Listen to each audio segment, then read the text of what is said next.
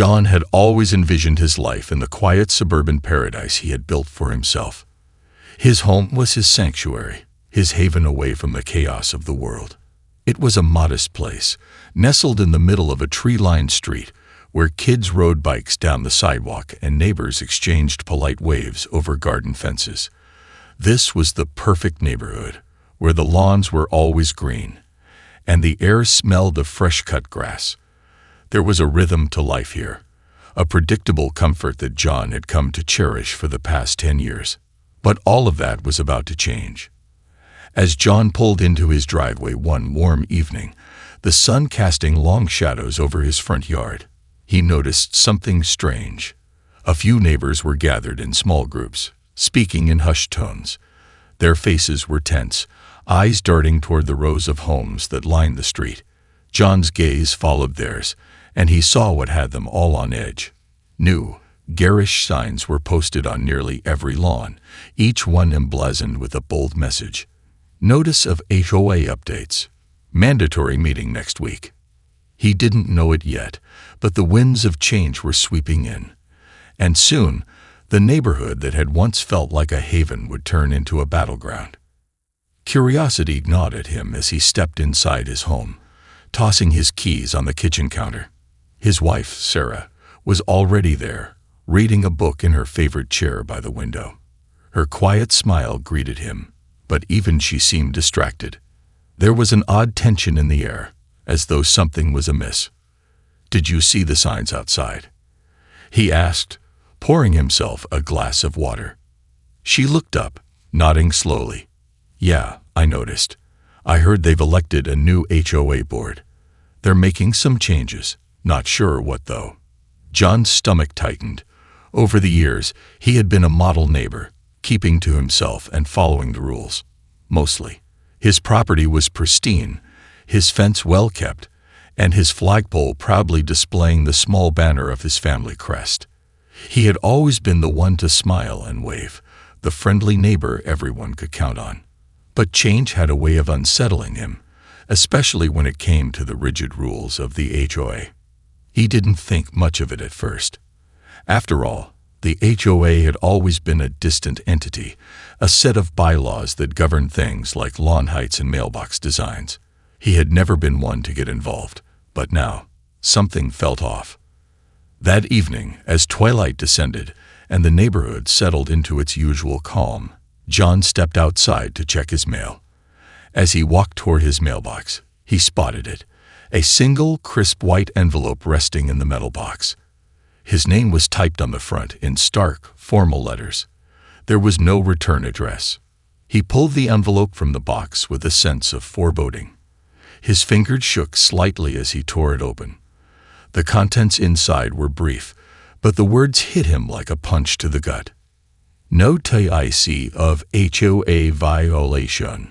Flagpole display. John's heart sank. He stared at the letter in disbelief. According to this notice, his flagpole, a simple yet cherished feature of his backyard, was in violation of HOA rules. It was deemed unsightly and an eyesore to the community. The letter demanded that he remove it immediately or face heavy fines. The audacity of it. John stood frozen, staring at the letter in his hand.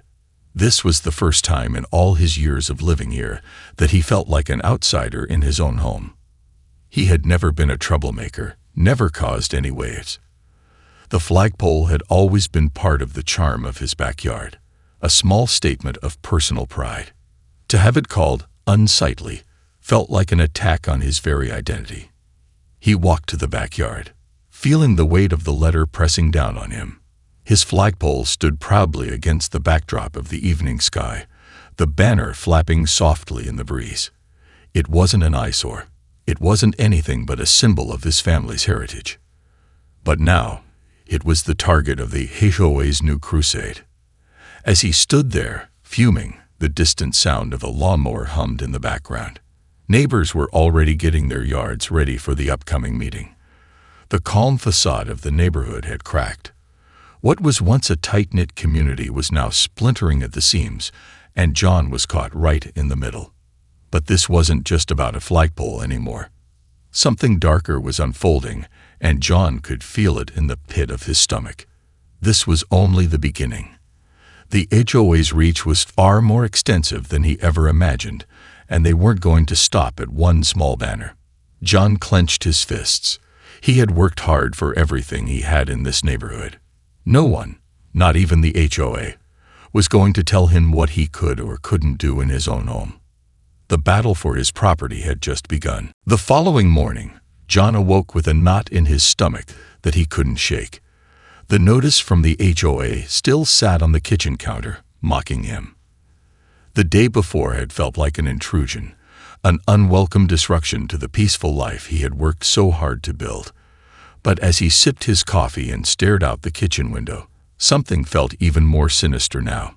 His once inviting backyard, his personal retreat, now felt like a battleground. The first rays of morning sunlight glinted off the flagpole standing in his yard like a silent sentinel. It had been there for years, a simple piece of his home's identity. Yet now, with the HOA's ultimatum looming over him, it felt like an enemy flag. John knew he couldn't just let this slide. This wasn't about the flag. This was about control. The HOA had crossed a line, and he could feel the weight of their gaze pressing on him from all directions. What started as a single letter now felt like the beginning of something much larger, something darker. Later that afternoon, John's phone rang. The caller ID flashed HOA office. His heart skipped. He hesitated for only a moment before answering. "Hello." His voice was steady, but there was an edge to it that even he could hear. "Mr. Harrison." The voice on the other end was crisp, professional, almost too perfect. "We are following up on the notice we sent you regarding your flagpole. As stated, it is in violation of our community guidelines. We require you to take it down immediately, or a fine of $250 per day will be assessed until compliance is reached." John felt his pulse quicken. "I'm sorry, but this is my property, my backyard, my flagpole. I'm not taking it down." There was a pause on the line, a brief silence that felt like the calm before a storm. When the voice returned, it was colder. "Mr. Harrison, this is not a matter of personal preference. The decision has been made, and the board will not reconsider. We expect full compliance." A chill ran down his spine as he realized the magnitude of what was happening. He wasn't just up against a set of bylaws anymore. This was about power. His power. The HOA had overstepped their bounds, and they knew it. But they didn't care. They had the authority, and they were going to use it. With the phone call ended, John stood frozen in his living room, staring at the now empty screen. His hands clenched at his sides. He felt the urge to do something, anything, to fight back. But what could he do? The HOA was everywhere. Their notices posted on every lamppost, their control tightening like a noose around his neck. That evening, after a long day of simmering anger, John decided to take action. He grabbed his phone and texted a few neighbors he knew would understand.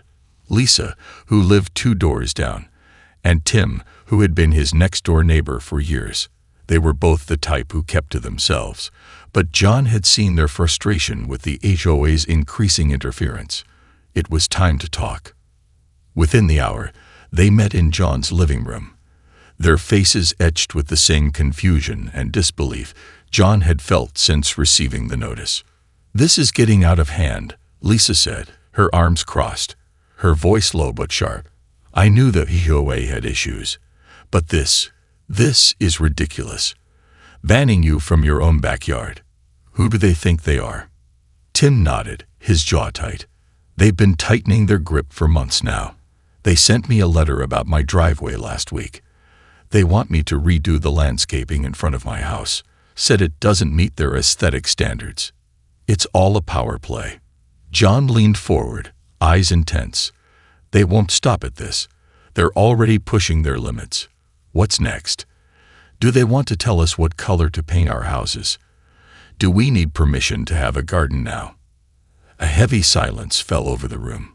John knew the stakes had just been raised. This wasn't just about one family's flagpole anymore.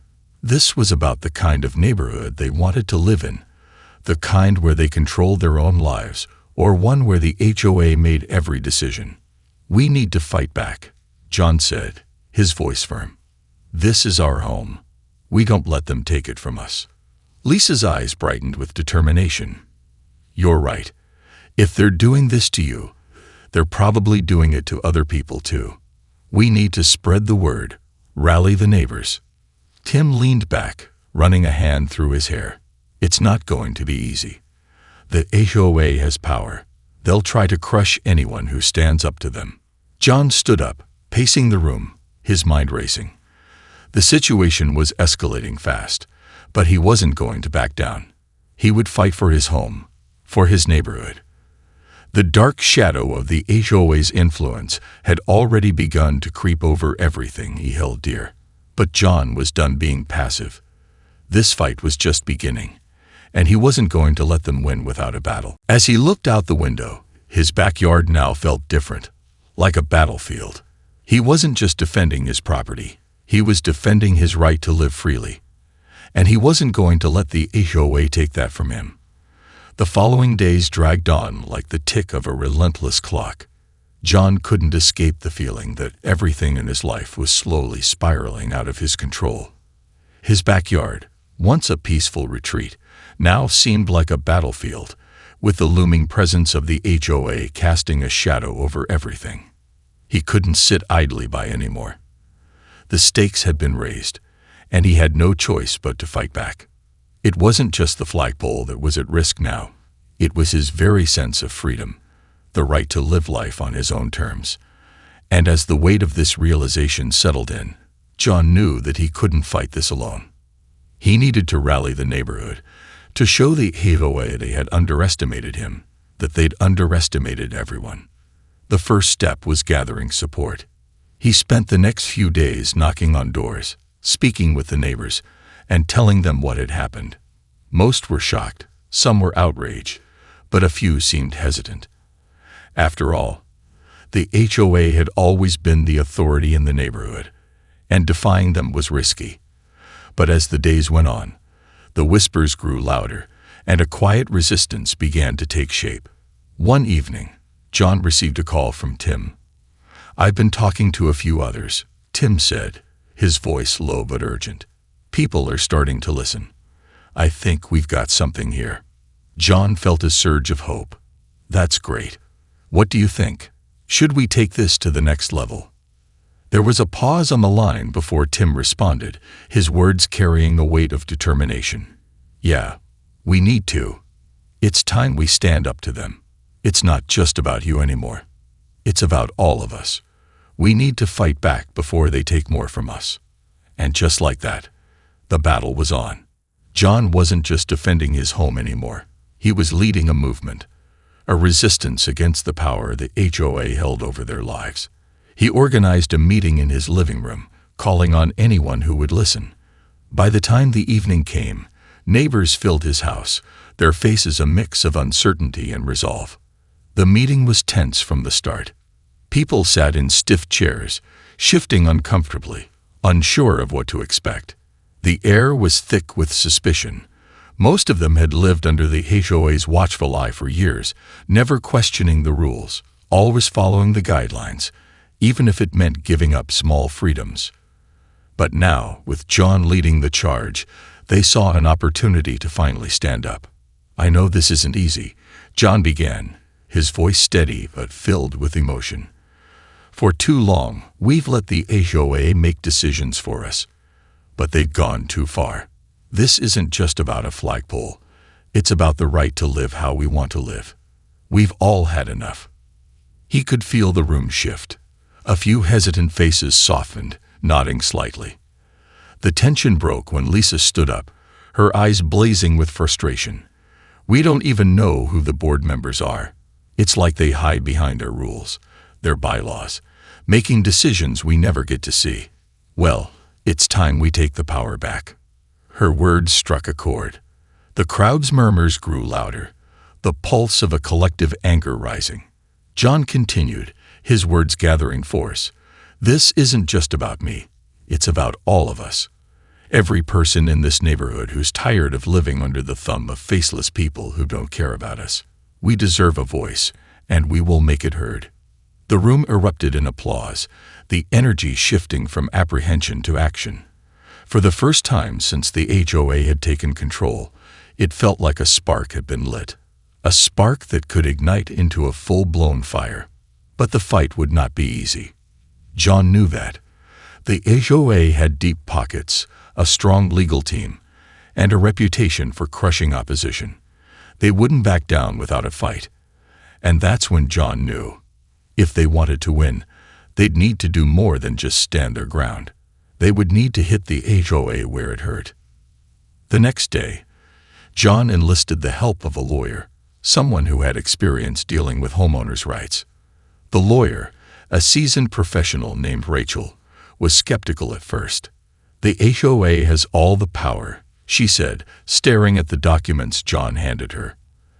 "They got the bylaws on their side. You're fighting an uphill battle." But John wasn't one to back down. "I don't care what they have. They can't just take people's homes, their rights. We got to expose them for what they really are. They can't hide behind their rules forever." Rachel looked at him, a glimmer of admiration in her eyes. "You're right. Let's see what we can do." With Rachel on board, the legal battle officially began. John knew it was only a matter of time before the HOA would retaliate, but he was ready. He had the support of his neighbors now, and together, they were stronger than they'd ever been before. But as John sat in his living room that night, reviewing the stack of documents, one thought gnawed at him. How far was the HOA willing to go to crush them? He wasn't sure, but he knew one thing for certain. He wasn't going down without a fight. This battle had just begun, and the stakes were higher than he could ever have imagined. The days following the neighborhood meeting felt like a pressure cooker, each moment simmering with potential conflict. John could feel it in the air. Something was about to snap, as his legal team worked through the finer points of the HOA's bylaws. Tensions within the neighborhood began to rise.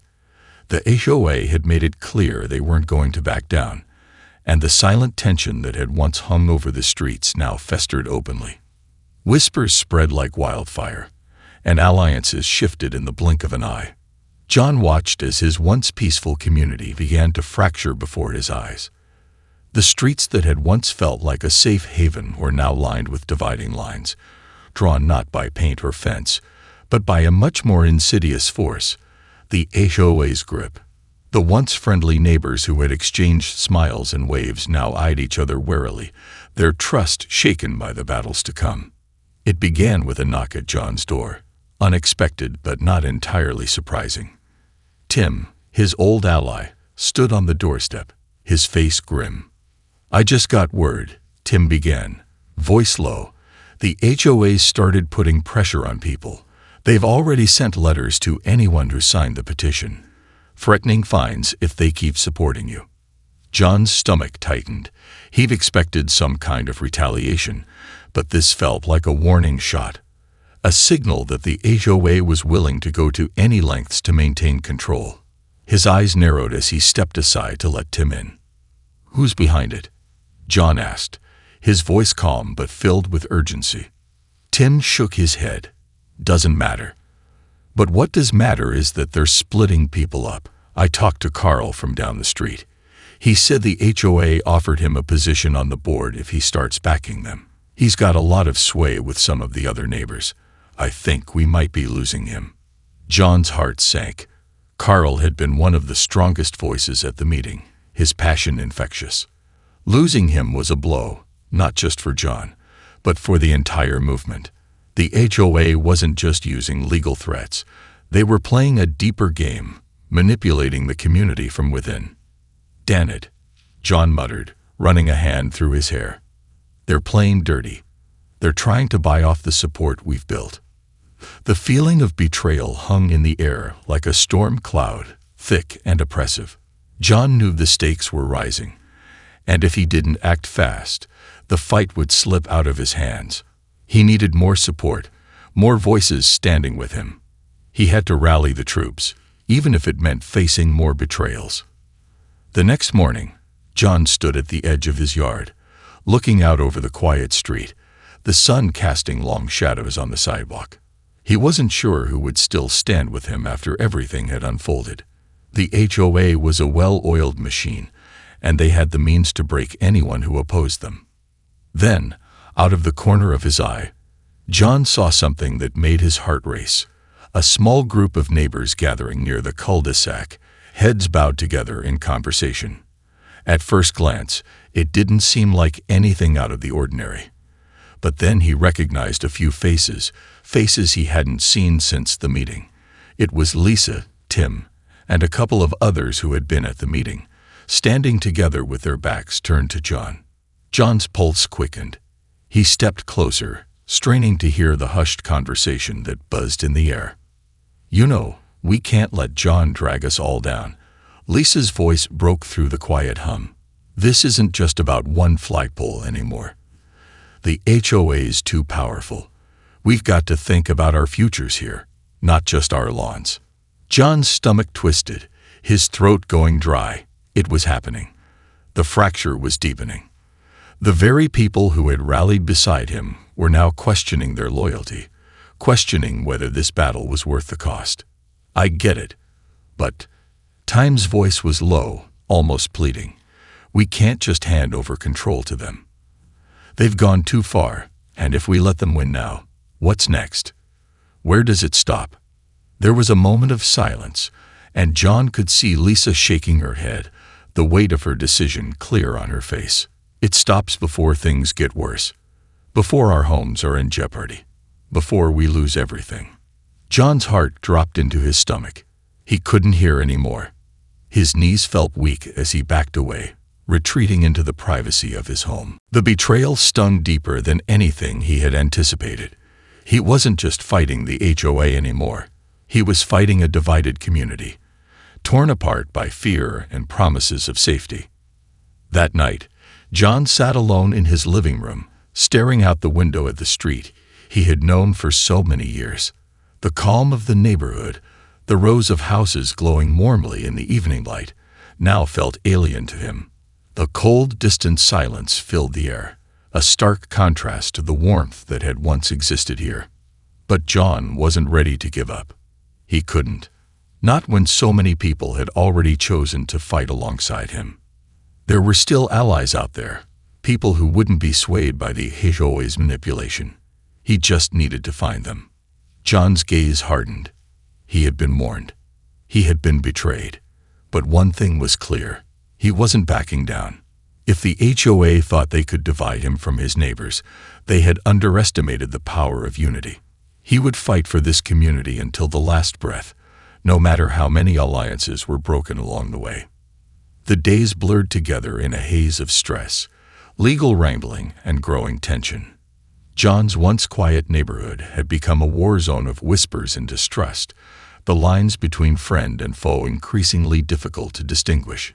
The HOA's grip on the community tightened, its methods growing more insidious with each passing day.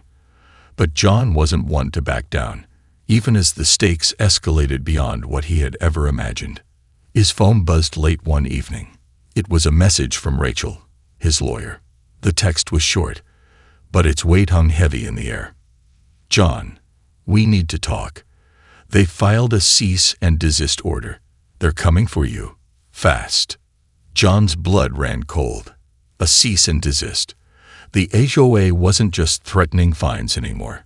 They were gearing up for a full-scale attack. This was no longer a small dispute. It was war. And he was the target.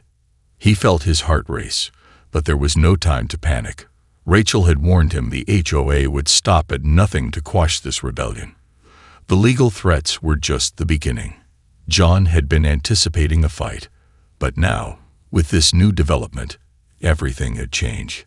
The HOA was escalating, and he knew that if they weren't careful, the consequences could be disastrous. The next morning, John gathered the remaining group of supporters, those who hadn't been swayed by the HOA's threats or promises of safety. His home, once a place of comfort, now felt like a military command center. Maps of the neighborhood were spread out across the table, and legal documents littered every available surface. "Listen up," John said, his voice steady but urgent. "The HOA's got us in their sights. They're using everything they've got to intimidate us. They filed a cease and desist order, which means they're trying to silence us. If we don't act fast, we could lose everything." Lisa, who had stayed by his side through thick and thin, nodded, her face hard with determination. "We're not backing down. But we need a plan. We can't just wait for them to pounce."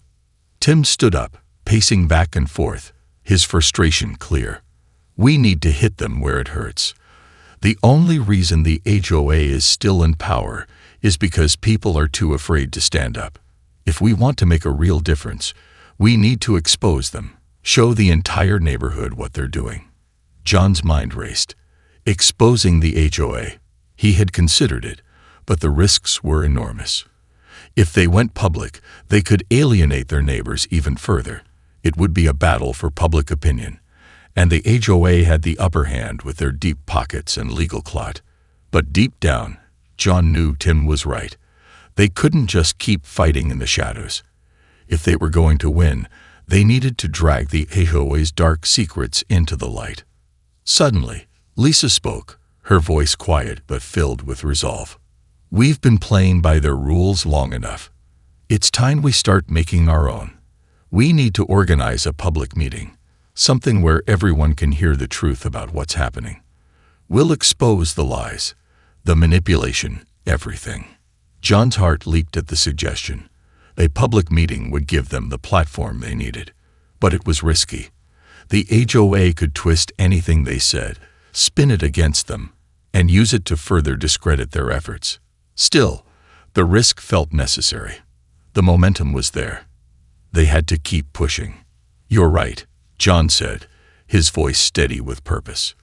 "Let's do it. We'll hold the meeting in the community center. We'll get the word out and show everyone exactly what the HOA is capable of.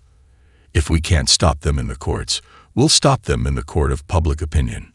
The plan was set. In the days that followed, John and his supporters worked tirelessly to spread the word.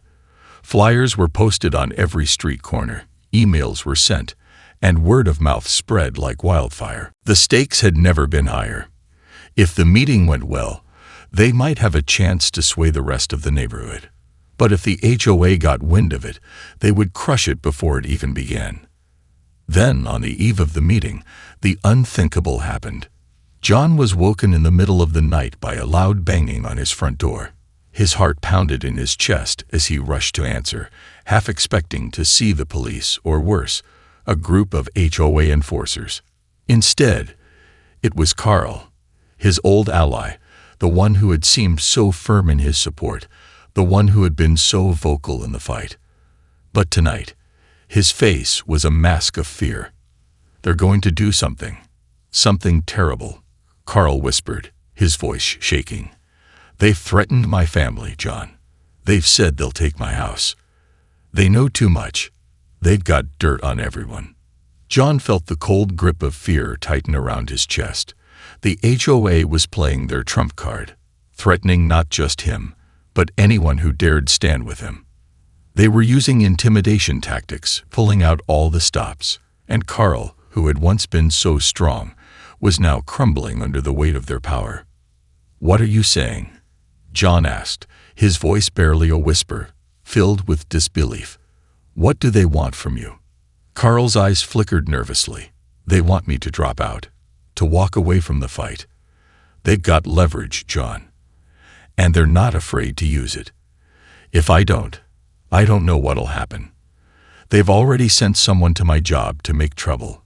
They're everywhere, and they're coming for all of us." John felt a surge of anger rush through him. The HOA had crossed every line imaginable. They were no longer just trying to control this property. They were trying to control this life, his neighbors' lives, using fear and manipulation as their weapons. But John was done being afraid. "Listen to me, Carl," John said, his voice firm. "You don't have to do this. We'll fight together. They're not going to break us. Not now, not ever." Carl's eyes met John's, filled with doubt but also a flicker of something else, hope. But before Carl could say another word, a noise came from down the street. The unmistakable sound of a car engine roaring to life. The HOA was making their move. And John was ready. The following days felt like an unrelenting storm gathering on the horizon. John could sense the tension in the air, thicker than it had ever been. The HOA had made it clear they were willing to do whatever it took to silence him. And they were getting bolder. Carl's warning had sent a shiver down John's spine, and now the full weight of the battle ahead hit him with brutal clarity.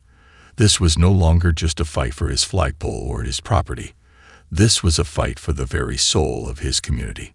The public meeting was scheduled for the following week, and as the days ticked down, John felt the pressure mounting. Flyers had been handed out, emails sent, and the entire neighborhood was talking. The tension was palpable. People had started choosing sides, some still firmly backing the HOA, others silently waiting to see how the battle would unfold. And then came the final blow. On a Friday afternoon, John received a letter, a formal notice from the HOA's legal team. It was an injunction, demanding that the public meeting be canceled immediately. If it went ahead, the HOA would sue, claiming that the gathering was an attempt to incite chaos, damage property values, and tarnish the reputation of the neighborhood. The letter was laced with threats, thinly veiled but chillingly clear. If John didn't back down, they would escalate. The HOA had deep pockets and the resources to make his life hell. They could tie him up in court for years, drain his finances, and drag out a legal war that could destroy everything he had worked for. John's heart pounded as he read the letter, his eyes scanning the fine print. His mind raced. How far were they willing to go? How much could he take before it all came crashing down? But as the fear gripped him, he remembered something. They were only powerful because people were afraid. And now, with the support of his neighbors, it was time to take a stand. He tossed the letter on the table, his mind made up. He wasn't backing down. Not now. Not ever. Canceling the meeting. Tim's voice was low, tinged with disbelief. We can't give in to them. If we do, we're admitting defeat. John turned to face his friend, the fire in his eyes unmistakable. We won't cancel. We've come too far. If they think they can intimidate us into submission, they're wrong. We're going forward, no matter what. The resolve in his voice was unwavering, but the stakes had never been higher. It was no longer just about standing up to a group of overzealous neighbors. It was about challenging a system that had grown too powerful and too corrupt. The HOA had become a force that controlled every aspect of their lives, from the color of their front doors to the height of their fences. They couldn't just roll over. Not anymore. John's neighbors could feel the urgency in the air. The meeting quickly became the talk of the town, with people on both sides weighing in. Some warned of the dangers, others rallied to John's side. The lines were drawn. Then came the unexpected, the threat that John hadn't prepared for. One evening, a car pulled up to his house. John peered through the curtains, his breath catching in his chest. The car wasn't one he recognized, but he could see figures inside, a shadowy figure, barely visible through the tinted windows. They parked across the street, a long way from John's driveway, but just close enough to send a chill through him. He felt it in his gut. Something was off.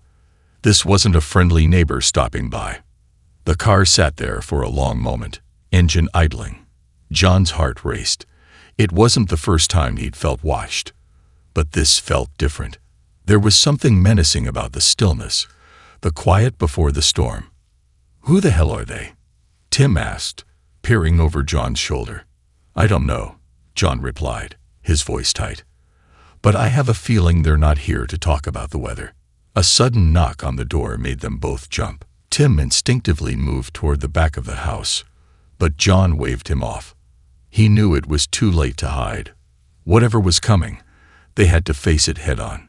John opened the door cautiously, his heart thumping in his chest. Standing there was a man he didn't recognize. Tall, dressed in a dark suit, with a cold, calculating expression on his face. "I'm Agent Carter," the man said without preamble, flashing a badge that made John's stomach twist. "We need to talk." John's mind raced. "Talk about what?" he asked, trying to keep his voice steady, though the unease was unmistakable. The agent took a step forward, his eyes never leaving John's. "We've received reports of disturbing activities taking place here, disruption of the neighborhood's peace, and we've been instructed to investigate. You'll be receiving a formal subpoena shortly. Until then, I suggest you cease any further actions regarding the upcoming meeting." John's blood ran cold. The HOA had sent an agent, someone with authority, to intimidate him into submission. They were not just trying to destroy his reputation, they were trying to bury him under layers of bureaucracy and red tape. "Is that a threat?" John's voice was a low growl, his hands clenched into fists at his sides. Agent Carter gave him a cold, emotionless smile. "I'm just doing my job. But if you want to make things difficult for yourself, well, you can. But I'd suggest thinking carefully before you do. The consequences could be severe." With that, he turned and walked back toward the car, leaving John standing in his doorway, heart pounding. As the car drove off into the night, the weight of the situation settled heavily on John's shoulders. The game had changed. The HOA wasn't just playing hardball anymore. They were playing for keeps. They had the resources, the power, and now they had a personal vendetta against him. But John wasn't afraid. Not anymore. He had come too far to back down. The meeting would happen. The fight would continue. And no matter what the HOA threw his way, John would stand tall. He wasn't just fighting for his home anymore. He was fighting for his neighbors, for their freedom, for everything they had built together. The showdown was coming, and John was ready. The day of the meeting arrived like a thunderstorm on the horizon. Dark clouds swirling, the air thick with anticipation. The community center, usually a place of mundane gatherings, was now the stage for a battle that would determine the future of the neighborhood. John stood outside, heart pounding in his chest, his breath shallow. He could feel the eyes of the neighborhood on him. This was it. This was the moment that would either break him or break the HOA. Inside, the room was filling up quickly. Neighbors trickled in, some casting nervous glances toward the front, while others whispered among themselves, wondering what would unfold. The tension was palpable, a nearly tangible force pressing against the walls. A few familiar faces appeared, Tim, Lisa, and a handful of the most vocal supporters. But the room wasn't filled with the same unity it once had. There were too many empty seats, too many people who still hesitated, unsure of which side to take. John could feel the weight of those empty seats as if each one represented a person still on the fence, unsure whether they should stand up or stay silent. His resolve was hardening with every passing second. He wasn't just fighting for his property anymore. He was fighting for the freedom to live as he chose, to not be crushed under the weight of an overbearing, faceless authority. The HOA had made it clear. They were willing to do whatever it took to silence him. But John wasn't going to let them win. The doors slammed open. Everyone turned to look. The HOA had arrived. John's stomach tightened. There, standing in the doorway, was the cold, calculating figure of Agent Carter, flanked by two others dressed in similar dark suits. The trio walked into the room like a wolf pack, eyes scanning the crowd, sizing everyone up. The energy shifted. Suddenly, the room felt smaller, like the walls were closing in. The power dynamic had shifted. It was no longer just John and his supporters against the HOA. It was the full weight of the HOA machine, prepared to crush anyone who stood in their way. Agent Carter took the front stage with a confident, almost menacing air. "Good evening, ladies and gentlemen," he began, his voice smooth, almost rehearsed. "I'm sure many of you are aware of the recent events surrounding the proposed changes to the community. As representatives of the Homeowners Association, we are here today to remind you of the legal framework that keeps this neighborhood functioning safely, peacefully, and in a manner that protects everyone's property values. John stood at the back, barely able to restrain his anger. He had no doubt that the HOA had scripted their speech to appeal to the fears of the community, but what they didn't know was that he wasn't backing down. He had the truth on his side, and he was ready to expose it. The room was quiet, everyone waiting for the next move. It was a standoff, and the atmosphere crackled with tension. John stepped forward, his voice cutting through the silence like a blade. "I'm sorry, Agent Carter, but I don't think anyone's buying your hollow rhetoric," John said, his voice steady but filled with a quiet fury. "You talk about property values and peace, but what about the peace you're stripping from our homes? What about the values of a community that's been torn apart by your greed and manipulation?" The crowd shifted, some nodding in agreement, others still uncertain. John could see the seeds of doubt beginning to sprout in their minds. The power of the HOA was no longer an unquestionable fact. It was a shaky foundation, vulnerable to the truth. Agent Carter's smile faltered, just for a moment, but he quickly regained his composure, turning to face the crowd. "Ladies and gentlemen, this man has no respect for the rules. He seeks only to sow discord and disrupt the harmony of our community. If we allow this behavior to continue, we risk not just our homes, but the very stability of this entire neighborhood." John's pulse quickened. He could feel the room teetering on the edge of a decision. His words had landed, and now the crowd had to decide. Would they remain in the safety of silence, or would they choose to stand with him, to fight for their right to be heard? "Let's talk about rules," then John said, his voice rising. "What happens when those rules are used to control us, to silence us, to make us afraid of speaking out? The HOA isn't just about managing property. It's about power. They want to control our lives, our choices, and they'll stop at nothing to do it.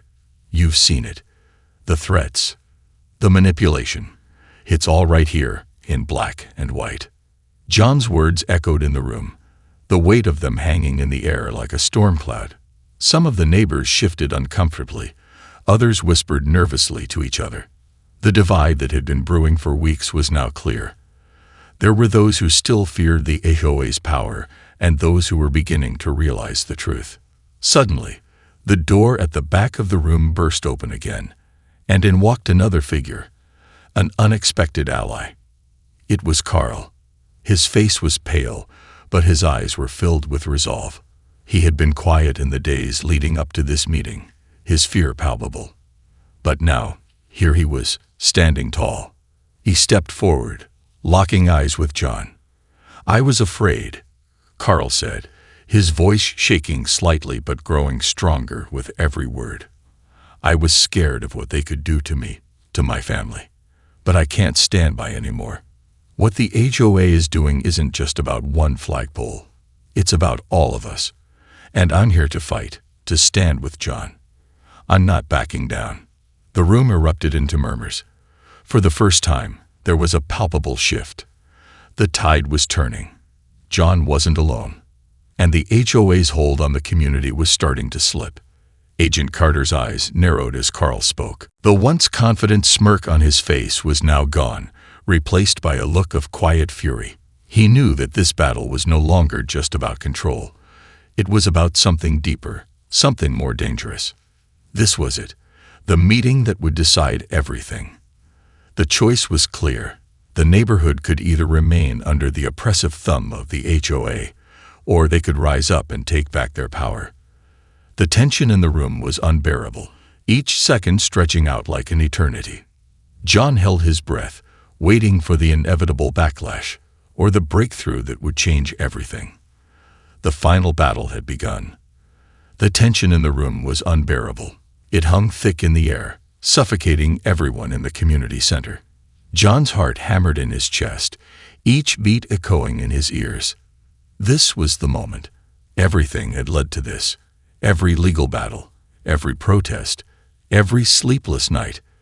The neighborhood had come alive in ways John never expected, and the HOA was starting to realize they weren't facing just one man. They were facing an entire community ready to fight for their rights.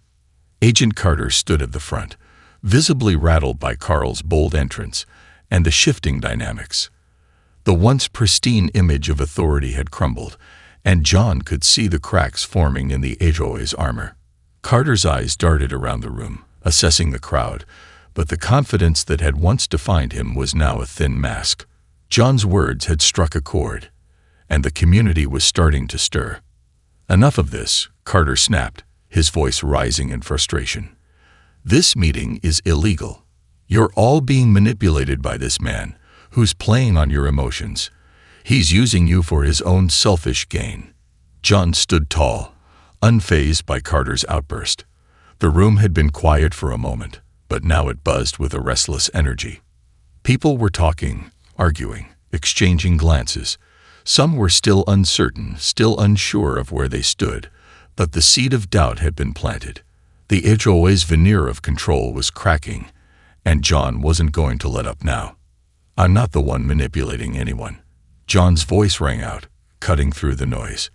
"What we're fighting for is simple: the right to live freely, to make choices without fear of retaliation. The HOA doesn't care about your homes. They care about their power. And they've been using threats, intimidation, and lies to keep us all in line." The room fell silent as John's words sunk in. For a moment, it was as if time stood still. The community, once divided, now stood on the precipice of a decision that would change everything. John could feel the eyes on him, the weight of their hopes and fears pressing on his shoulders. But he wasn't afraid. He couldn't be. Suddenly, Lisa stood up from the back of the room. Her face was flushed, her eyes filled with determination. "John's right. The HOA's actions aren't just about one person. They're about all of us. They've been manipulating us for years, and we've let them. But no more. We're not going to stand by and let them ruin our homes." Her voice was firm, strong, and it was like a spark in a powder keg. A few neighbors began to murmur their agreement, then a few more. Slowly but surely, the crowd began to shift, as if a weight had been lifted from their collective shoulders. The power of the HOA wasn't absolute. Not anymore. Agent Carter's eyes narrowed, but he knew the tide was turning. "You'll regret this," he spat, his words venomous. "The HOA will never back down. You're all making a huge mistake." John wasn't backing down either. "We've made our decision," he said, his voice unwavering. "And the truth is, it's already too late for you. The people are awake now. The game is over." Just then, the doors to the community center swung open again, this time with a loud bang. The crowd turned, startled, as a small group of residents entered. Their faces were familiar, yet they carried a sense of quiet defiance. It was the final piece of the puzzle, the people who had stayed in the shadows, too afraid to speak out. But now, they had come forward, joining John's side. The room erupted into applause.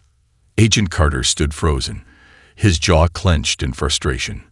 He had underestimated the power of community, the strength that comes from unity in the face of oppression. And now, the HOA was losing its grip, slipping away like sand through clenched fingers. John's pulse quickened.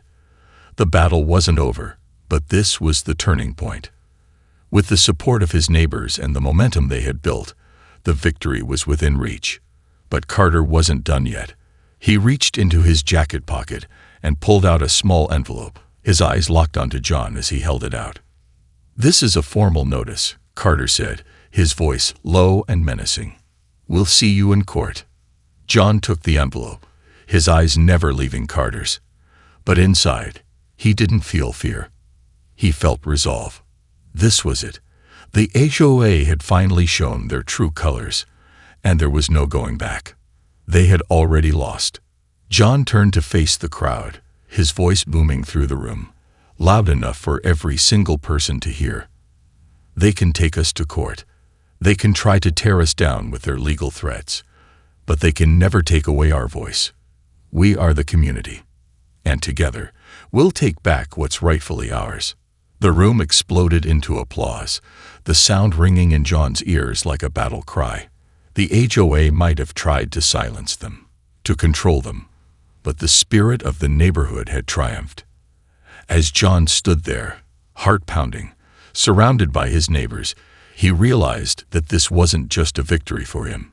It was a victory for everyone who had ever been bullied into silence. It was a victory for those who had stood up against the forces that tried to oppress them.